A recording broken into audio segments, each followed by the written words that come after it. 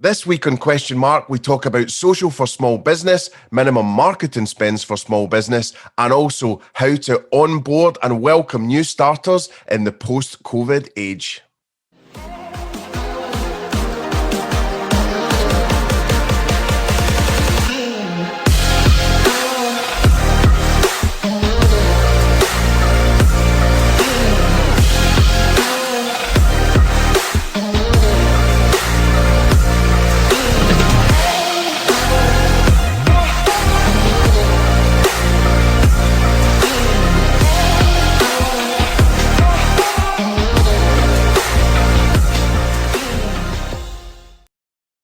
Catherine asks, what impact will this have? I guess this is COVID and working from home for new starters on motivating people to give their best without the opportunity to make lots of work friends. So this question is absolutely heartbreaking for me because one of the great things is joining a new organization and meeting a bunch of new people and all the friendships and adventures that you're going to have across the years. So it's really sad, the situation that we're in. However, there are a lot of companies that successfully have done it for years where everyone is a home worker and you join the team and there's ways to do it. So one of the first things I would do is try and look for those organizations, look for anyone within your network that has worked with an organization like that and ask them about it. Figure out what they did, how they felt ingratiated and included in the wider team, how they were inducted, all these things would be very, very interesting to look at. This is not the first time it's happened. There's plenty of people have been doing this for years, but it's just the lack of knowledge at the moment. I mean, I think what I would say if it was my organization or I worked in the organization, I think really that you've got to ask both parties to step up. So just like you'd have, your first lunch out, mine was Nando's at Prep, weirdly. And the induction agenda, the first drinks, all that kind of thing, maybe even going to the person's leaving drinks that you're replacing, all that stuff. And you need to recreate that virtually, so how can you do that? So I would say that I would keep it all in. I think one-to-ones are going to be really, really valuable. And you want to make it more informal and less about work, really get to know the human, get to know the person, get to know what they like. And I think it's for everyone to step up, but it's really important for the team to welcome that new person in. And I know it's extra time and it could be seen as hassle and distractions and all that, but it shouldn't be. How would you feel if people, didn't get involved when you joined? So I'd say, yeah, make it much more informal and not like an interrogation at all. And I think one-to-ones are the key. I think it's quite daunting maybe for someone to go into a Zoom call or whatever it is with 20 people from finance, staring down at them like it's, some sort of SES boot camp. So I wouldn't do that. So I would say, yeah, one-to-ones might be the best idea. And, the managers really need to lead that and then take people through it. Also, maybe some buddy systems and things like that to help the person feel supported. Obviously, sending them a home pack with loads of good stuff would be a good idea. Surprise and delight as much as possible. So maybe even a 3 to 6 month program needs to go in there to really let the person feel that they've sort of attached themselves to the mothership and they're feeling okay. So yeah, I think after the one-to-ones, there's group calls, meetups when we can. It is work after all. So when the lockdown rules let us, or I'm not even sure of the lockdown rules these days, in all the different countries. But again, from that, as soon as you can, it'd be a really good thing, even at a distance, to just meet up properly. It'd be a really nice thing to do. Also, you should be speaking to all departments on your induction as well. So, it's the same way as it would be if you're joining any firm, that you'd go and meet finance, you'd go and meet HR and all that stuff. And again, non-negotiable, really has to happen. And maybe something from the founders or the leaders would be a really good idea too. And the other person needs to commit the time and just give that person the best welcome possible.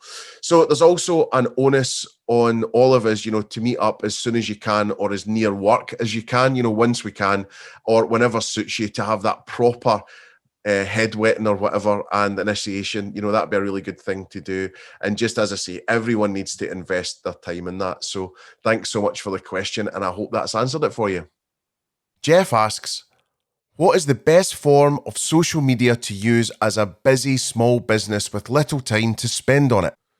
Thanks so much, Jeff. With your business being B2C as your landscape gardening in a lot of senses, obviously there's B2B work as well, but there's a lot of high net worth individuals and things like that. I would be obsessed with Facebook. And if you want low maintenance, I would say get some ads done, get some ads set up, and get some kind of ad strategy together, maybe with some help with a little bit of money, or YouTube's your best friend. There'll be lots of videos on there how to do it. Get A, your custom audiences in place, get B, the sort of trigger reaction of what they do and then what you do next in terms of serving up the ad.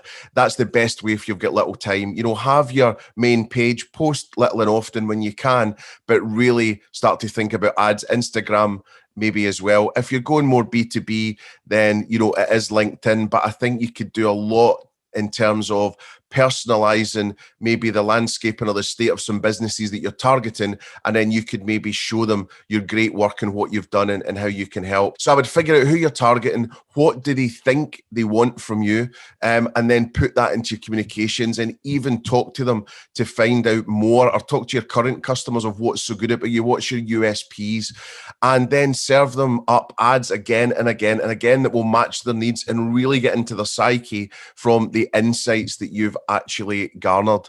So then there's that. And then I think, there's a great infographic showing you the back end of Facebook and all of those possibilities. And again, if you're going after high net worth individuals in certain areas with certain, jobs and income and hobbies and all these different things, then, I think you'll do a great job. And obviously, there's good old fashioned flyering and all that stuff as well, knocking doors, having a chat, networking that way. And then test, in terms of the creative, see what's doing well, let the data lead you in terms of what you do next and what's been successful and what you do less of and what you do more of. And then also I'd be a real big fan of nudge marketing. So I'd be trying to serve up people 4 to 8 ads before they'll do anything anyway, before someone will actually be sort of pestered enough or bothered enough by advertising to do something. Is usually anything between 4 and 8 times. And that's a great way to think, in terms of here's a picture of this great landscaping with, a copy line on it. Then another version, slightly tweaked. Then maybe leading them to a gallery of your photos. Then maybe taking them through to a video from you with some tips on, how they can save money and look better in terms of landscaping. Then maybe looking at the tools that you use, maybe an introduction to the team, and. So the same call to action, but 8 different variations that you just nudge, and you'll get the sale. Jeff asks, what do you think would be the minimum spend to promote a small business?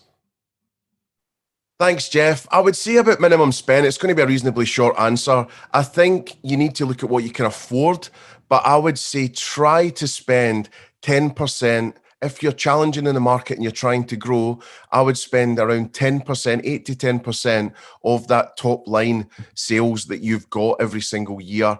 I think that's a sensible spend in terms of you trying to grow your business and investing back into the business.